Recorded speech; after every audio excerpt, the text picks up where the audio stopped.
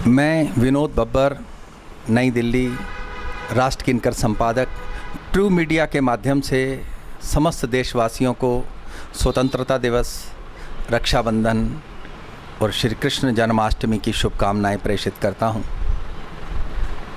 स्वतंत्रता दिवस एक ऐसा अवसर है जब हमें अपनी स्वतंत्रता का मूल्यांकन करना चाहिए। स्वतंत्रता के साथ जो जिम्मेदारियां जुड़ी हुई हैं उनका मूल्यांकन करना चाहिए।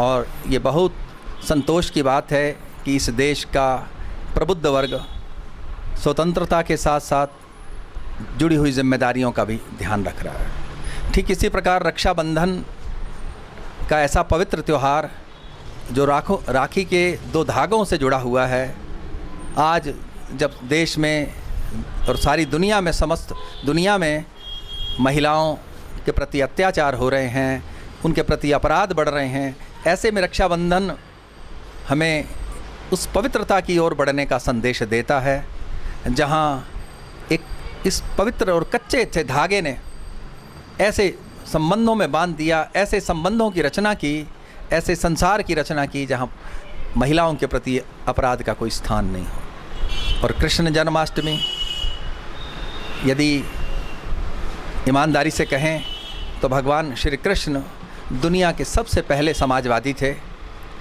उनका दर्शन था कि जो मेहनत करेगा केवल वही खाएगा। जब वो माखन को बाहर जाने से रोकते हैं, नहीं रोक पाते तो मटकियों को फोड़ते हैं, तो उसका संदेश स्पष्ट था कि वे चाहते थे कि जिन्होंने गायें चराई, जिन्होंने गौ सेवा की, उन्हें ही माखन मिलना चाहिए, उन दूसरों को नहीं। और जो कालिया का यमुना का जो दृश्य है वो भी उस यमुना को प्रदूषण से मुक्त करने की बात है।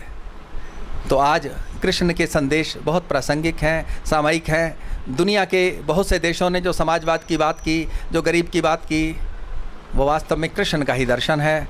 आज सारी दुनिया गंगा और यमुना को प्रदूषण से मुक्त करने की बात कर रही है, वो कृष्ण का दर्शन है। ये जन्माष्टमी हम सब के लिए एक संकल्प का पर्व भी है, एक संकल्प करने का कि हम अपनी स्वतंत्रता की रक्षा करेंगे, हम महिलाओं के प्रति अपराध को समाप्त करेंगे, उनको समुचित सम्मान देंगे।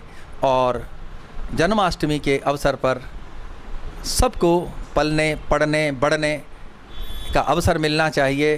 कृष्ण ने एक संदेश और भी बहुत महत्वपूर्ण दिया कि उसको जन्म देने वाली माँ दूसरी, पालने वाली दूसरी।